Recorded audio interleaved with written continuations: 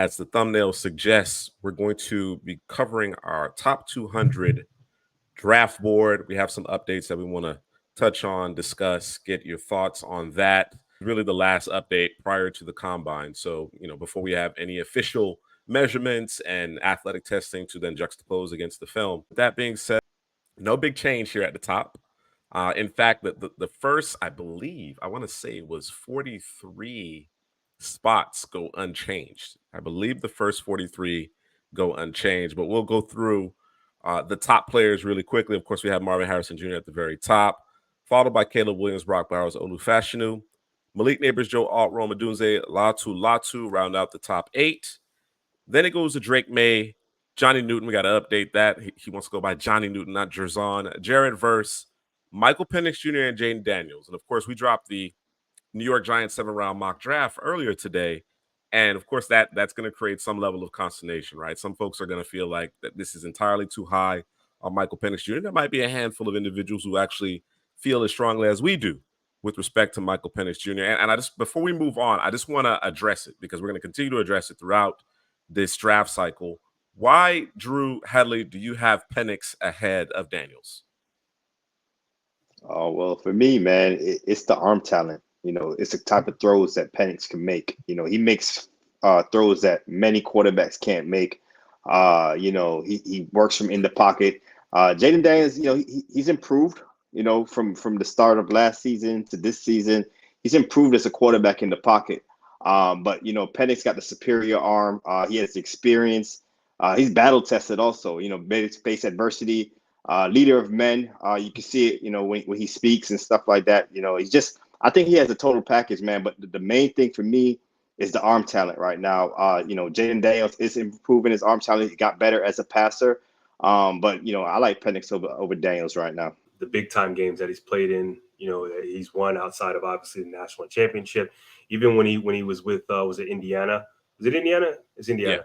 Yeah. He was pushing Ohio State to the limit, right? And if they had a better defense, sure, they probably beat him, right, before he got hurt. So, and then there's just when you watch the tape between the two, in terms of Daniels, there's a lot of running around. There's a lot of I'm just going to take off and run type stuff versus Penix, who's sitting in the pocket. There's a little bit more structure in Penix's game versus Daniels, where there's a little less structure, if you will, right? And in the league, you're going to have to play within structure. Otherwise, teams are going to, okay, you don't want to play this structure. Okay, well, we can turn this into sandlot football. But at the end of the day, that doesn't necessarily work out for the quarterback in a 17-game season, right?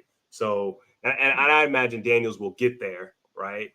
But, I think Penix is a little bit more ready for me. But like Headley said, Daniels has improved every year he's played. When he first came in, he played, I think they played, was it Florida State? It was the first game they played. I was like, this dude looked lost. Like, he won't let the football go, right? But every year, every game he's played, he's improved. So I think it's one of those things, like I said about Anthony Richardson last year, the more games he plays, the better he's going to get. So what the ceiling is for that, I don't know. I wonder what the narrative would be if Penix didn't get hurt, right? If he remained in the Big Ten and he continued to put up substantial numbers, right? I wonder what the narrative would be. You understand what I'm saying? And as it relates to playing within structure, I think it's an interesting point that you brought up because that's the huge knock on our top quarterback, Caleb Williams, is that he doesn't play within structure enough.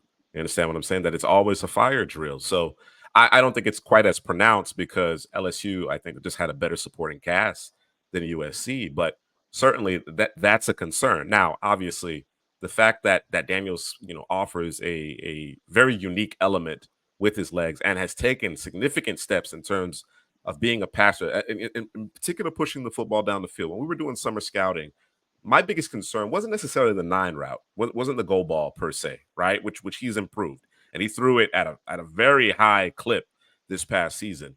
It was the whole shot.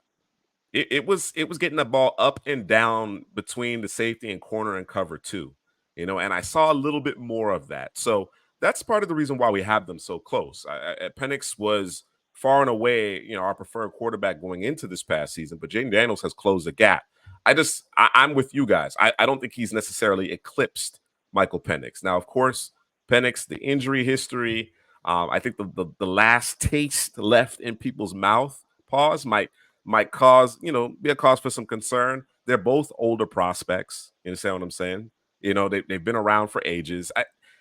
It's kind of almost at this juncture, it's kind of pick your flavor to a certain degree with respect to these two. So interesting conversation that we will, I'm sure, continue to have. I do want to address Daniel C's question here as far as Caleb Williams and Drake May not attending the combine, And not Jaden throwing. Daniels. I shouldn't say not attending, but not throwing. Plus Jaden Daniels. What are your thoughts there? I don't think it's necessary, to be honest with you. If you're one of the top players at your position and you decide you don't want to, unless it's something specific that we're looking to see from you, I don't need to see any guys throw the football, because you're throwing the guys, that you don't throw to, you don't know them. Like it can only hurt you, right? In my opinion. Now, if you go out there and throw, I guess maybe it could help you, but those guys can throw the football. There's no It helps. It helps the fringe guys. I think. Yes, I think it helps. It helps the guys that are on that end of the first round, second round conversation. The Bo Nixes of the Michael Penix, right? Right. You know what I mean? Even JJ McCarthy, just because we haven't seen him put the ball in the air this past season quite much at all. So I think it helps certain guys. But to your point, these three players, I don't know that it's going to hurt them at all, to be perfectly frank.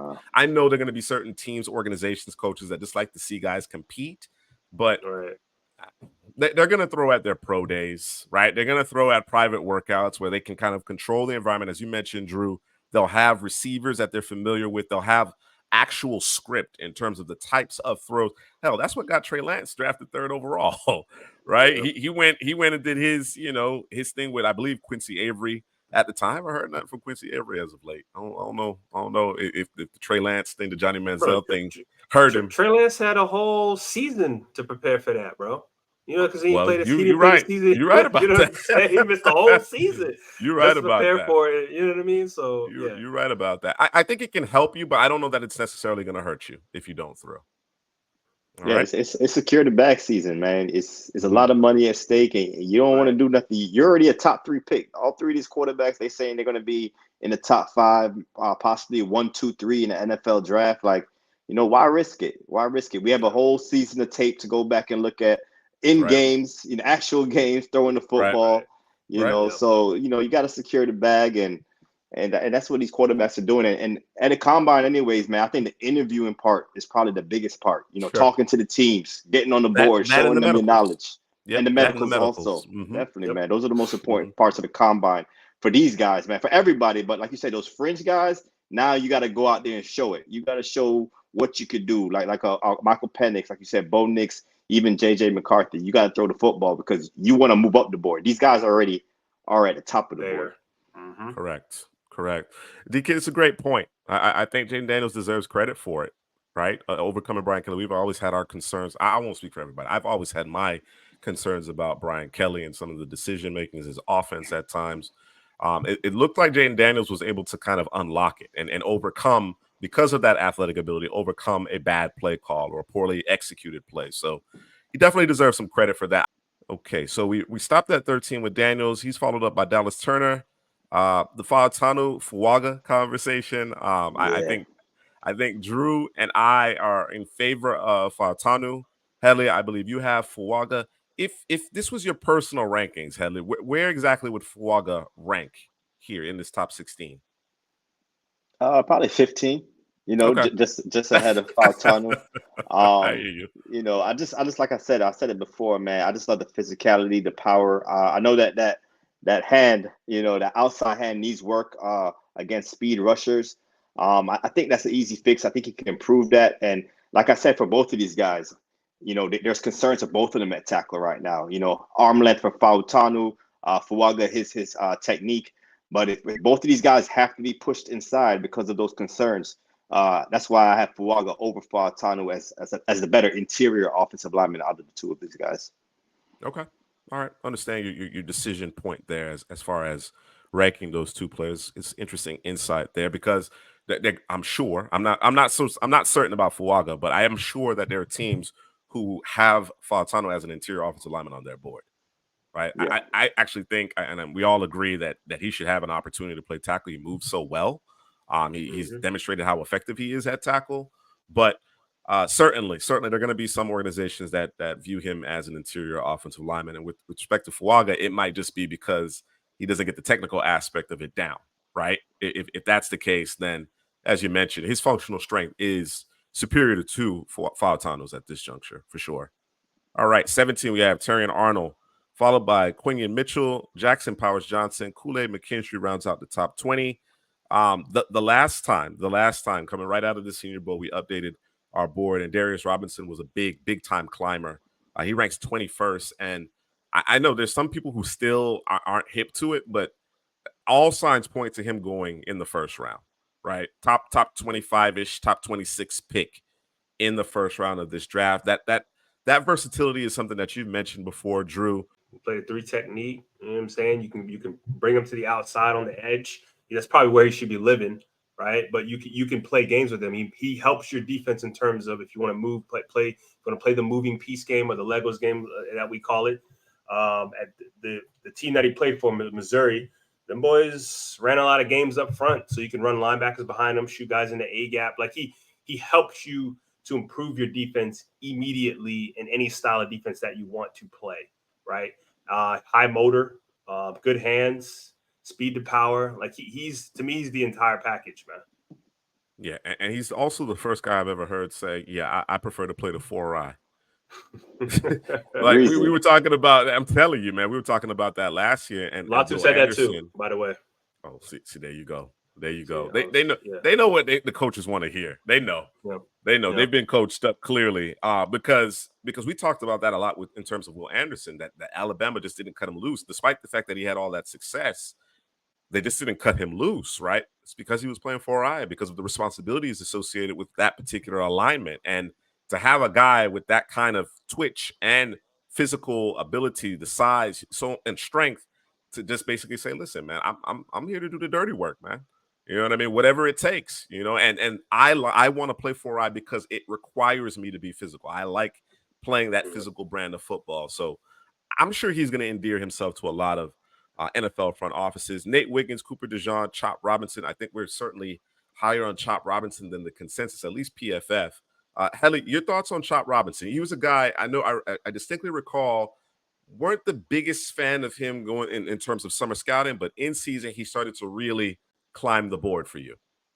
Yeah, man. Just when you talk about pass rushing skills, you know, just getting after the quarterback from the edge, from the interior, the burst, the twitchiness, he got all of that, man. You know, it's just the size of him right now. Why, you know, maybe a guy Darius Robinson goes ahead of him. What Darius Robinson could do in the run game. Robinson's just a ball of fire off the edge. Like Will McDonald last season that got drafted in the first round, but I even have a higher grade on Chop Robinson than Will McDonald from last season. So, man, it just how they use them interior against guards on the outside, the hand work he just improved.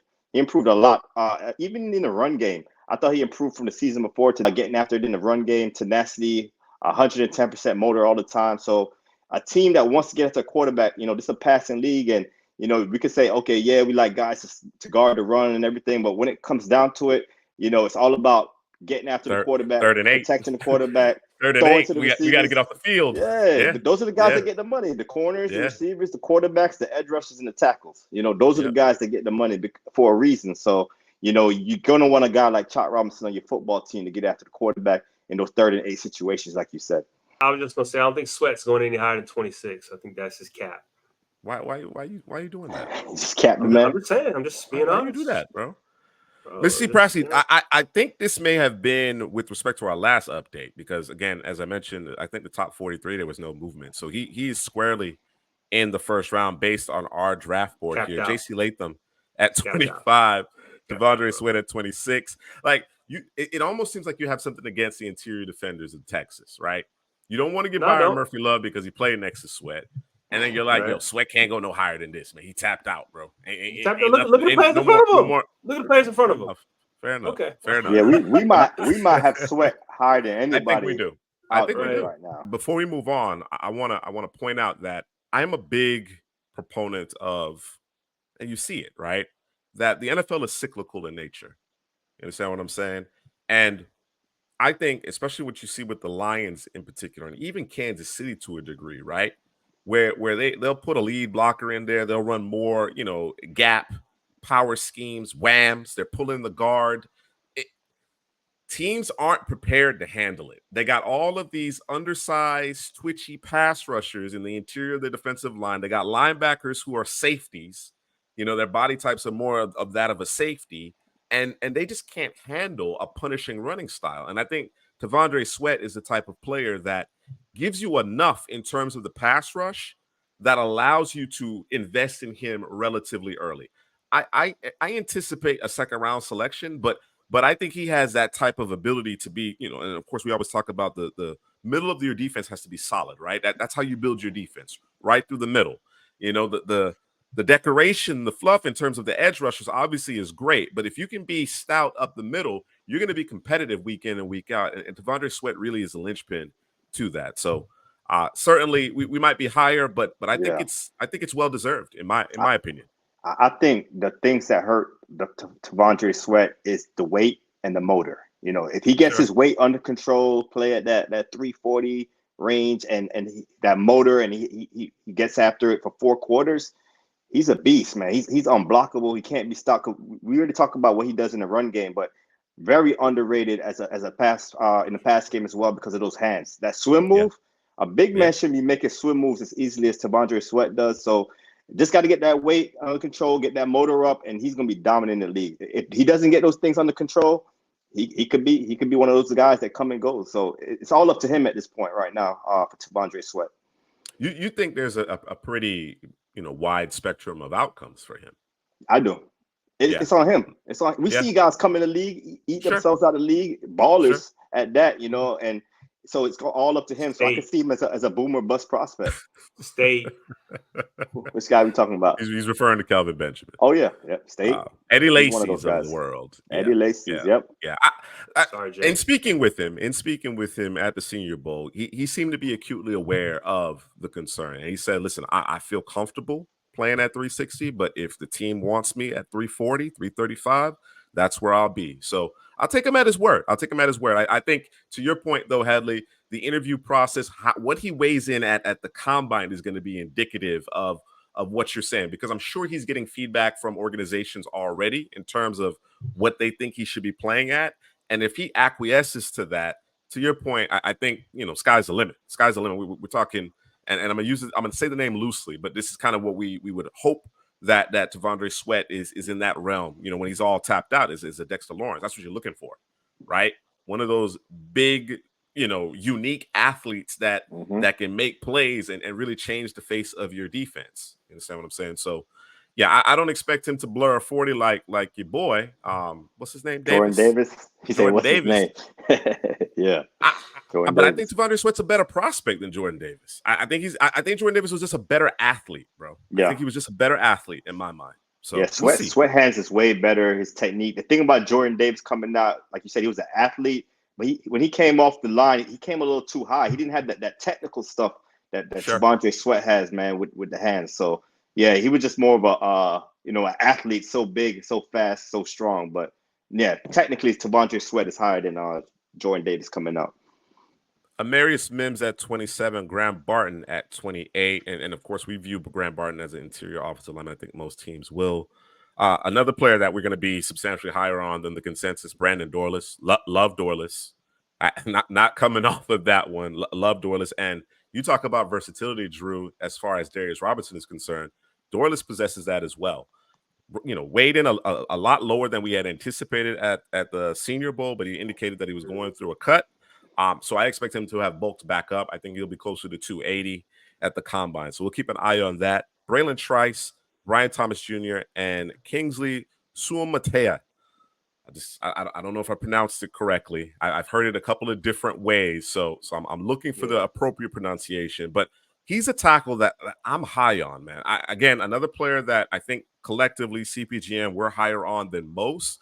But I'm impressed. I'm impressed what I saw on tape. And then, of course, he kind of solidified it in terms of a very even performance at the Senior Bowl. Whereas Fuaga might have had, the the one play that jumps out at you when he throws Latu down, or whatever the case may be. I just thought Kingsley was just more consistent throughout the week. Maybe not quite as consistent at the right tackle, but certainly at left tackle. I thought he had an excellent week in the Senior Bowl. Yeah, Trice is going to find a nice home. I actually, the more and more I think about it in terms of, what certain teams are doing defensively, what they're looking for, I think he could play with his hand in the ground. I think he could be a stand-up edge in the 3-4. You don't necessarily want him dropping in coverage, but I think he can manage it. I think he can manage it, be just effective enough in order to play in a scheme like that. I can see the Bucks, Drew. I can see them going right back to the well.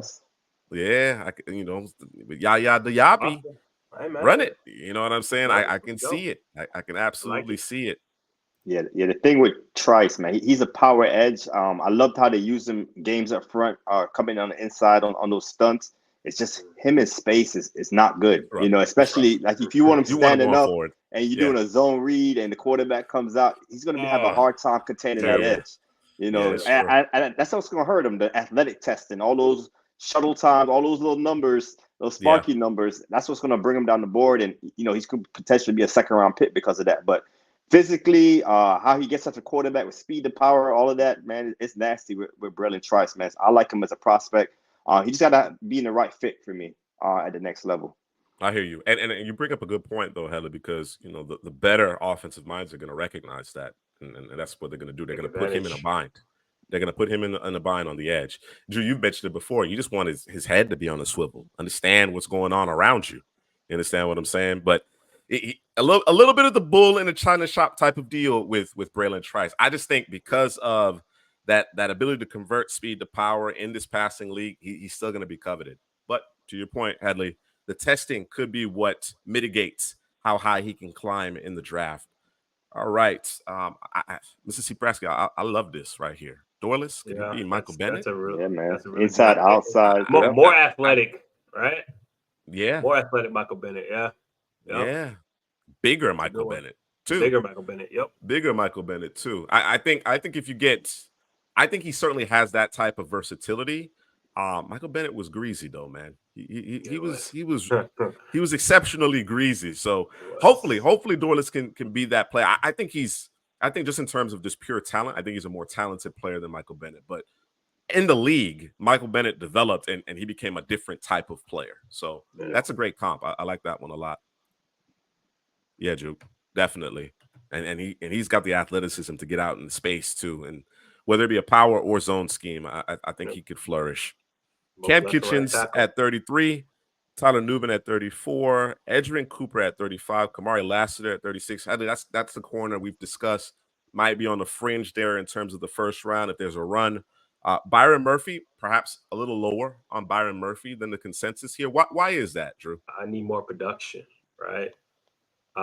He's playing next to a guy who was just taking up space and doing his own thing. Interior defensive lineman. What you want him to do? Listen, I'm just telling you, bro. You asking me the question, I'm answering the question. You know what I'm saying, right? Maybe I watched the right tape. I mean, there's flashes that I've seen. You know what I'm saying? He's a prototypical 3 technique. I love his hands, but again, maybe I need to watch a little bit more tape. Man, I don't know. Sometimes there's always a guy or two that's always at the top of the people's boards, and everybody likes talking about him. And that's the guy who's going to be a first-round pick. And I'm really thinking, like, really? That's what we're doing? And, maybe I ain't watching the right tape. Somebody tell me what tape I need to watch. Yeah, I think Murphy's going to be a solid pro because he does it in the run and the pass game. And what surprised me, he's over 300 pounds. Some people might look at him as one of those small next to Sweat. That's all. Yeah, he looks small next to Sweat. But he's over 300 pounds, strong lower body to hold up in the run game. And he got that jump. He got that burst. When you watch the tape, he's the guy that flashes. Sweat is holding everybody up, but Murphy's flashing as a pass rusher on the interior. It was just DJ. DJ put him up there at like number 12, the 12th pick. Sure. And that's where kind of like, nah, he's not. I like Murphy, but he's not the 12th pick. Good in my opinion. I think he's more of a end of the first round guy, man. I think he should get in the first round. All right, Keon Coleman at 38. Xavier Legette at 39. Enos Rakestraw, I think this might be an adjustment for me. I think I'm taking Rakestraw over Lassiter.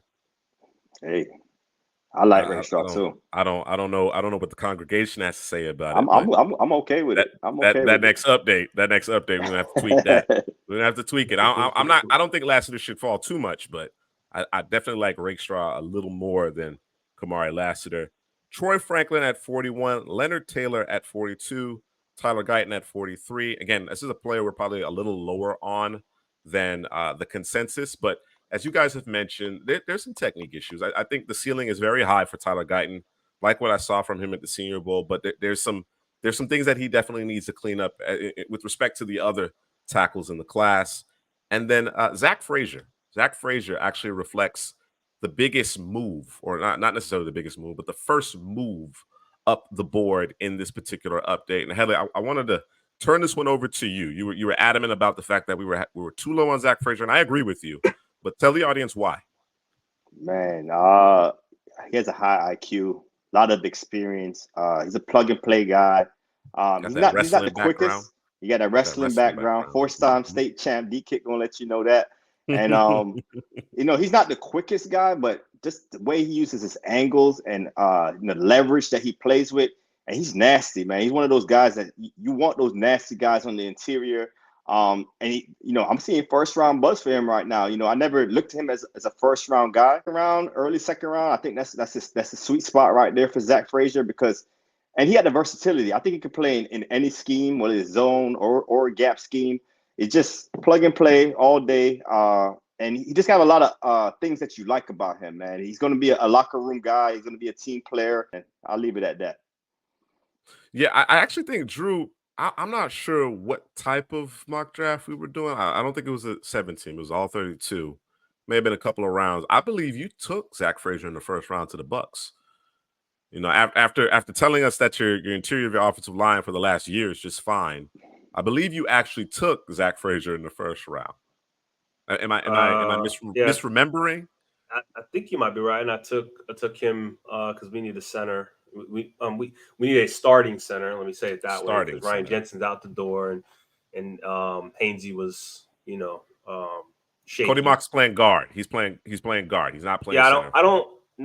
I leave him at guard. We don't need to make that change, but we go. We see what happened when you make changes, right? You had Luke Gadecki in there at guard, and he's outstanding as a right tackle. Right tackle. Mm-hmm. Yeah, let's do the right thing. So yeah, I'm good with Frazier there, man, because when you talk about the wrestling background, that just brings you to your boy was it Baltimore, Linderbaum, right? So it just kind of brings me there, and so I'm thinking, okay, this could be the guy, right? So yeah, I'm good with Zach Frazier.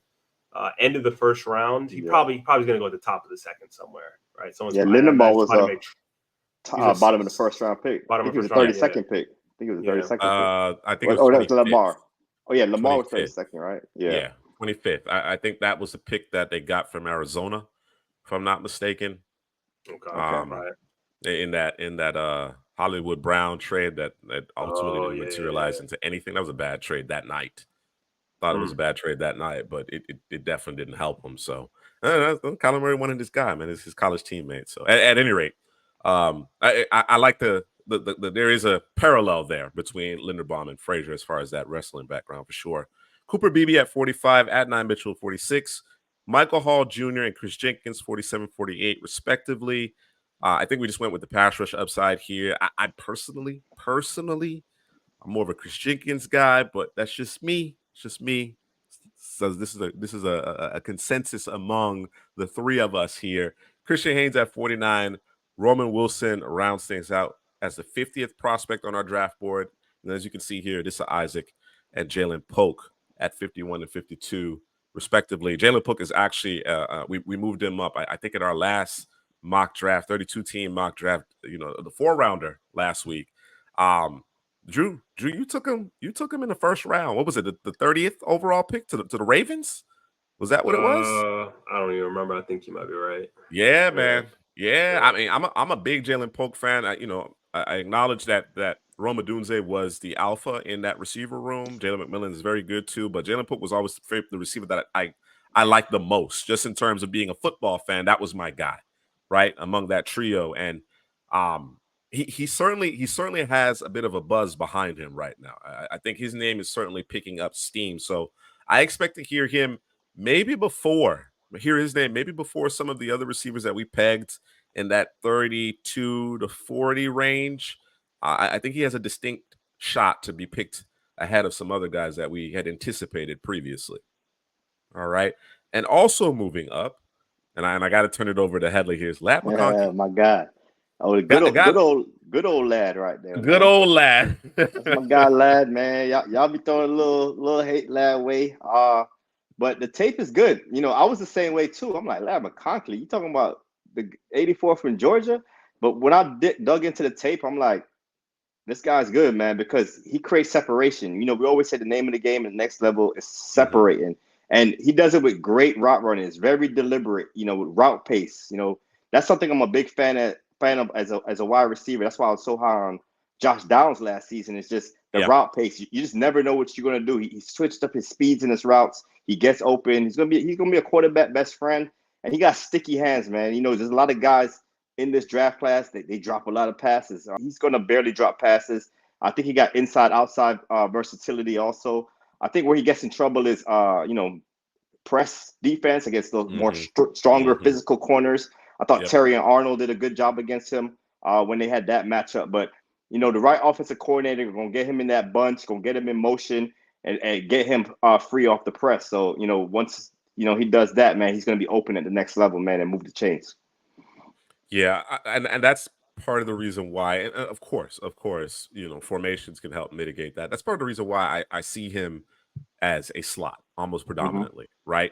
Not that he can't route cats up on the boundary, but when he's faced with length and the confidence to press and the ability to press, we even saw it in the Senior Bowl.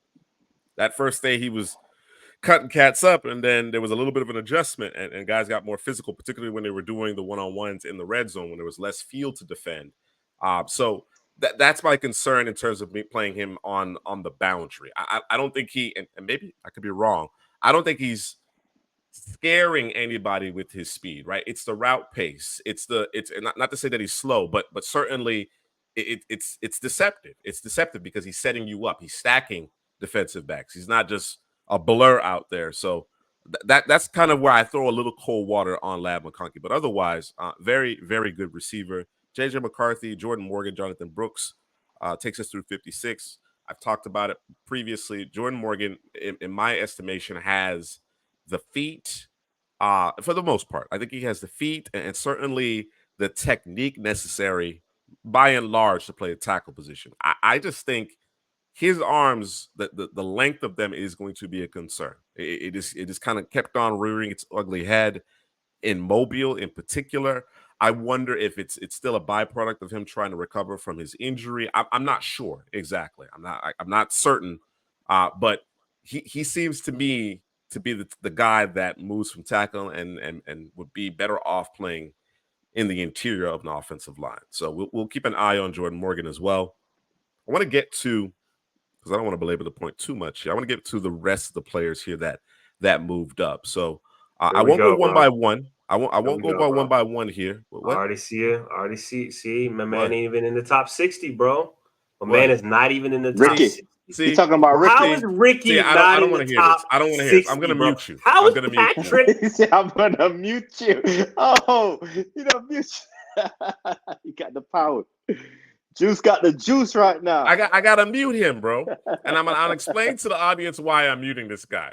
Because he is laid in wait to whine and complain about where Ricky Pearsall is ranked. He had every opportunity to tell me, hey, we need to move this guy up and why, right? He had every opportunity. Bro, I explained it last time.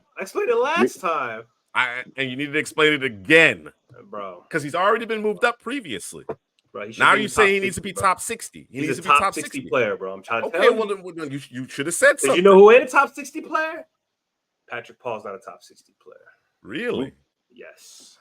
Okay. Fair enough. I'm with you. I'm with you on that. Enough. I'm with you on that. I think, yeah, that's one that I overlooked as well. I think we can move Patrick Paul down. I think Pooney should be ahead of Patrick Paul. And as far as Ricky Pearsall, yeah, He's kind of like Ladd, bro. He runs good route. I think he has a little more juice than Ladd. He's just in that Florida system. So, Florida system, bro. He's just a That's what we gator doing. at the end of the yeah, day. he's a Gator at the end of the day. No, but he got a lot of talent. A lot of talent, man. You see him as a more slot guy, or I think he'd play outside, but I would use him more as a slot. I think that's where he's gonna make his living. Another name here that moved up a little bit, and is probably higher on most boards, consensus boards out there, is Xavier Worthy. Xavier Worthy. Of course, the big concern there is the drops, right? I think he has the goods. Otherwise, um, the speed, the ability in the open field. He even tracks the football pretty well, right? He's made some tough catches, but the routine stuff, he just far too often fighting the football. So that's why his value is a little depressed here on our board.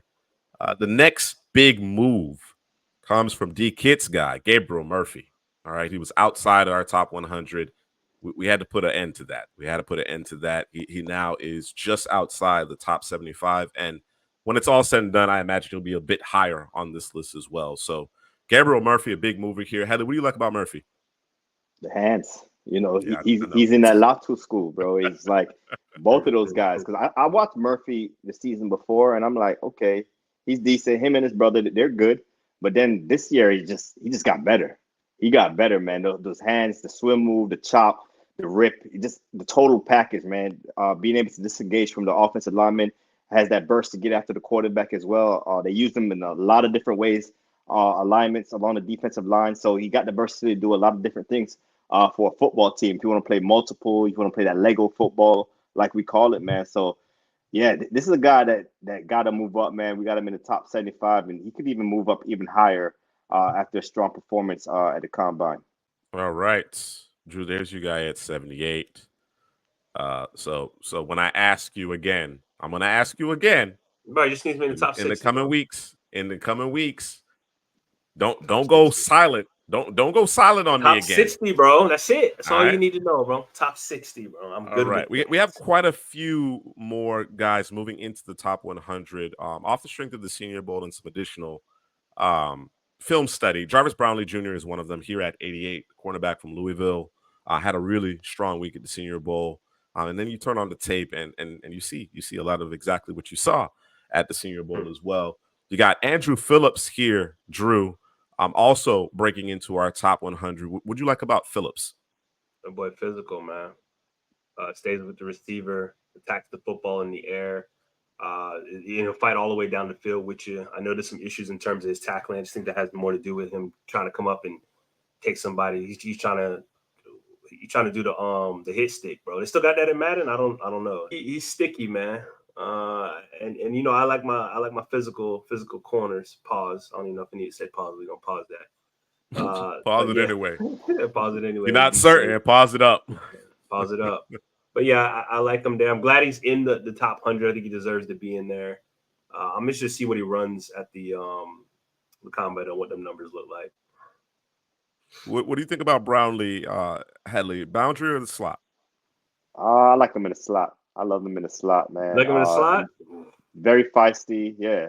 I think he could do both. He had the versatility to do both. He could do press, off man also. I just love his hip fluidity, sticky coverage in the slot. I think the size is what's going to relegate him to the slot. He's not a big guy. I think he's like 180, maybe sub 180. So yeah, I think he can get bullied by those physical outside receivers at the next level. You got Dadrian Taylor Demerson also climbing into the top 100. And again, this is another player that I think when it's all said and done will probably be ranked higher. Heather, you're kind of going back and forth in terms of him and Jaden Higgs as the third ranked last week. Safety in the class. Drew, I think you mentioned that he is safety 3 for you at this juncture. Yeah. So really impressive stuff. He kind of helped himself in the offseason games as well, the showcases. We also have 2 more here in the top 100. Jalen Wright, running back from Tennessee, obviously very explosive player. We got him right here juxtaposed with Blake Corum. And then Renardo Green, Headley, out of FSU, the corner, had some really good tape against some of the upper echelon receivers, namely Malik Neighbors And then he goes to the Shrine Game and performs really well. So he rounds out our top 100. Quite a few corners, quite a few corners here in the top 100. Again, if you're a team that's looking for cornerback help, this is a good draft for it for sure. All right, Mark Yeah. Sauer, shut down Ladd. Yeah, he's the one who gave Ladd fits when they got in that press alignment and really started challenging the receivers. It was Phillips who gave Ladd some business there for sure. Yeah, Demerson is climbing. It's not going to stop at 95. He'll be certainly higher than that when it's all that done. combine going. He probably going to be in safety 3 for most people when it after the combine. Drew, I actually, and I have to watch both of them again. I actually like Jones more than Green. Believe it or not, I like Jones a little bit more than Green. Yeah. What are you saying, Heather? Go ahead. Nah, it's just what Green does in man coverage on the outside. You know, Sure. On the bounce, big boy stuff Yeah, out there. even though I think Jones he looks like he's bigger than Green, plays with some intensity, physicalness, man. He's just very scrappy on the outside, man. He fights all the way through the catch point. And you know what he did against Thrash and Neighbors. That's like we see that all over Twitter. What he did against Neighbors, but he did the same thing against Jamari Thrash, and I think those are 2 of the top 5 route runners in this class. So very good tape for Renardo Green. I think that's why he's higher than Jones. But I'm gonna go back to the film on Jones too. I remember Jones. He did well in man coverage, also can close ability to come up and hit also for Jerry and Jones. But what Green did against top echelon wide receivers is probably why he's a little bit ahead of Jerry and Jones for me. I get it, and I think part of it for me is the fact that Jones is dealing with that two-way go. He's dealing with that two-way go, snap in and snap out, right? And that's probably why I gave him a little bit of the edge there. But I certainly understand why folks would have Green rated higher than Jones as well. All right, that rounds out our top 100. But of course, this is a top 200, so we're gonna keep it going. We're gonna keep it going. We gotta scroll down a little bit for the next couple of climbers here. But as I scroll down, you can see the names here in that 100 to 120 range, and I'm gonna stop at 120. Javon Solomon is another riser here on our top 200 board. He was actually at the Senior Bowl. Impressive edge player. Hadley, what do you like about Solomon? He brings some of the same characteristics and traits like a Chot Robinson, where they're not the biggest guys on the edge, but the tenacity, how they bend the edge, how they get after the quarterback. Just a pass rushing skill set, man. He got it all. Watching his tape, man, it was impressive to me, man. I think he led the nation in sacks, didn't he? I think he had like 15 and a half sacks. So that productivity, man, that's kind of something you kind of look for these pass rushers, man. Can you get after the quarterback? Can you finish? At the next level, he might not be a guy that plays every snap, but like you said, those 3rd and 8s, you need somebody to get after the quarterback. You need somebody to bend the edge, man. I think Javon Solomon is your guy. Ben Sinnott is actually the next player that had a pretty substantial jump here in our rankings. He comes in at 126. Drew, what do you like about the tight end from Kansas State? That boy, I think he's deceptive in terms of his ability to move, right, and be athletic and catch the football, get out on his routes, create a little separation. And I think he's serviceable in the blocking game because I think they used him more to do that. It was at Kansas State. I always get Kansas State mixed up. At Kansas State. And at the Senior Bowl, I thought he kind of showcased his ability, whether it be blocking, whether it be catching the football.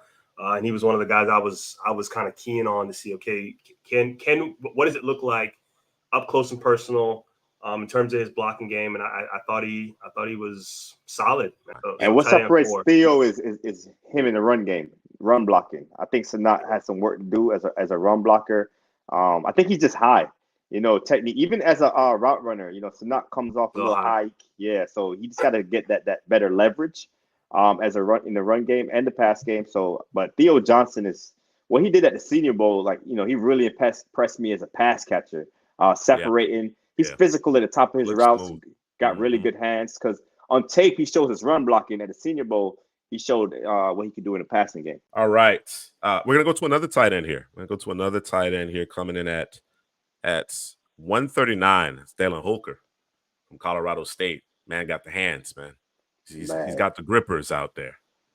Yeah, man. Like pass catching, behind maybe the top Bowers and Jatavian Bowers. Sanders. Yeah. This guy Exactly. he's pretty much a receiver. He's another much. guy that's not the best blocker. He just doesn't have it as a blocker, but you line him up out there, man, in the slot and let him run routes. He got sneaky athleticism, after the catch ability. You see the catches. He made the hard catches look easy. He could jump, high point the ball, snag it with one hand. So, he really showcases that game against Colorado. But that Boise State game also, was really impressive for Dallin Holker. Everybody had a career day versus Colorado. Man. Oh yeah, remember that game? Listen, that game was crazy. that was an exciting game, though, man. That was an exciting game. It was one of the most watched games, I guess, in college football history, which is crazy because it was like a 10:00 kickoff, 10 Eastern. Wild, bro. It was wild, bro. It was Colorado versus Colorado State. It was just Colorado, bro. Like, you know what I'm saying? The rest of the country Stayed up and watched it, and I'm glad Colorado Yeah. State came to play because it was an entertaining game for sure. Yeah, the Colorado State was out there headhunting, boy. Telling you. Yeah. Muhammad Kamara got off. That safety got right. Yeah. That was a good one. That was a good one. All right. Let's slide on down here to 149, and we have Hadley's guy Christian Boyd coming in out of Northern Iowa. A combine snub here at Hadley and Christian Boyd. A combine snub. What do you like about Boyd? Yeah, I don't get it, man. He showcased himself at the East-West Shrine game. That's what I really became aware of him. What he did down there, very physical. In the run game, man, he has a strong base, strong anchor, can hold up there. But the hands, man, like I'm always come back to the hands along the defensive line, man. If you're able to chop, swim, get after the quarterback, he does that, man. At 320, the movement ability at 320 holds up in the run game. Yeah, I think he's a third round, fourth round guy. So I'm not sure why he didn't get that invite to the combine, man. Smaller school guy, but after what he did at the Shrine game, man, they should have gave him that invite. I agree with you there, Hadley. Juke going. I won't see you going out on a limb, but it's certainly intriguing. Yeah. You think he might be out on a limb? You think he might be on a limb? Kobe Turner was my guy, bro. Like last season, man, just how he gets after the quarterback. To me, Kobe Turner is more of a three-tech, get after the quarterback. I think Boyd is more, a 5, a 4-eye, something like that, more beneficial in the run game. Or 1. Or 1. He might be there at the 1. Yeah. Yeah, the 1 also, definitely. Yeah, I think they're a little different players, but if you're talking just in terms of impact, if you're thinking in terms of impact, immediate impact, because generally speaking, it takes some time. Not unlike tight ends on the offensive side of the ball, right? Young players at the interior defensive line, they generally don't hit the ground running. They get beat up. They get beat up. I remember the story Warren Sapp said. He was crying. He said, I don't know if I could do this. I don't know if I could play at this level. And it finally clicked, you know what I mean? Like halfway through his second year or so. So yeah, if Boyd has that type of impact, because to your point, Hadley, you're thinking late day 2, early day 3. I don't know. I don't know if they're somebody trying to hide him. I'm not sure what's taking place because to your point, I thought his performance, the East-West Shrine game, certainly would vault him into the combine discussion. So we'll see how that all plays out. I also figure he'll be a riser on our board as well. He's going to continue to rise on our board. He's actually a new entrant here at 149. All right. I'm not going to go too far here. At 154, you have Carlton Johnson that moved into our top 200. Really, the first exposure was the Senior Bowl, right? And you like his size, you like his determination and his technique that he flashed there in Mobile. So he finds his way in another corner here ahead of your guy, Kalen King, right there, Mr. C. Prasky, D-Kit. So keep your eye on Carlton Johnson. Keep your eye on him. I do believe he's a combine invite. I want to see how he runs. Because he can help himself for sure. All right. This is a guy that I made it an executive decision or a unilateral decision. I didn't really the Miami guy? No. I'm not like y'all, bro. I don't have an agendas. I don't have agendas. All right. Okay. The Florida State, Florida agenda stuff. I don't have that. I don't have that. I don't have an agenda. Dwight McGlothern, corner out of Arkansas, really cleaned up his coverage from last year to this year. He had a lot of penalties last year. But the thing that you see consistently with him on the boundary, he's not a slot corner, he's a boundary corner, is the ball skills, right? Finding the football in flight, a lot of press bail off coverage, right? So he generally has his eyes on the quarterback, but he makes a ton of plays, whether it be INTs, pass breakups. He's forcing fumbles, always stripping the football, and I think he brings an energy to the defense that I haven't necessarily seen from a lot of the players in this particular class. So he's a guy that I really like in that 4th, 5th round range, day 3. After that run on the cornerbacks, because there's going to be a couple of those runs, considering how deep the position is. Really like what I saw from Dwight McGlothern this year. He really put it all together in 2023. So another new entrant here into our top 200. Mark Sawyer. Let me see what Mark Sawyer has to say. I didn't see anybody beat Glaze at the Senior Bowl. Solid tip against Ohio State. He's intriguing. Yeah. I don't know where he's going to play, though. It seems like they want to move him inside. Inside, yeah. A couple more players here that were new additions to the top 200. We have Trey Taylor out of Air Force at 185. Of course, he's a decorated player as far as winning the Thorpe Award, and we've targeted him late in the 7-round mock drafts as of late. And then finally, this is C. Prasty's guy here, man, Dylan Johnson. Had to get him into the top 200. Love the physicality. Only 1 year at Washington, right? He started his career at Mississippi State, so I think playing on the West Coast, not necessarily, huge counting numbers at Mississippi State. But the one thing I did take away as far as what he did at Mississippi State was his involvement in the passing game. I think that's an underrated element of his game. He just, with Adudze, Polk, McMillan, they had the pair of tight ends. I forget the tight end's name. He's actually a good player. I like him. The pass catching tight end at Washington. He just wasn't part of the passing game necessarily, but he was downhill, man. He brought a certain level of physicality to that team that provided a nice balance to that Washington Huskies offense. So worked him in there as well. All right. That's going to do it. I see disrespect, man. I see disrespect at 198. Here we go. Jordan Travis, man. I thought he was moving him ahead of Tua, brother, man. There you go. There you go, Mr. C. Prasky. Jake Westover. That was the name I was looking for. That's we got to move Travis up over Tua, brother, man. All right. I'll ask you later. I'll ask you later about that. I might not move him though. Just out of spite. Just out of spite, man. I might not. I thought you said you don't got no agendas, bro. Nah, I got an agenda. You got an agenda. I got an agenda against the Seminoles. Y'all boys tried to paint me as a Seminole fan, so to hell with the Seminoles.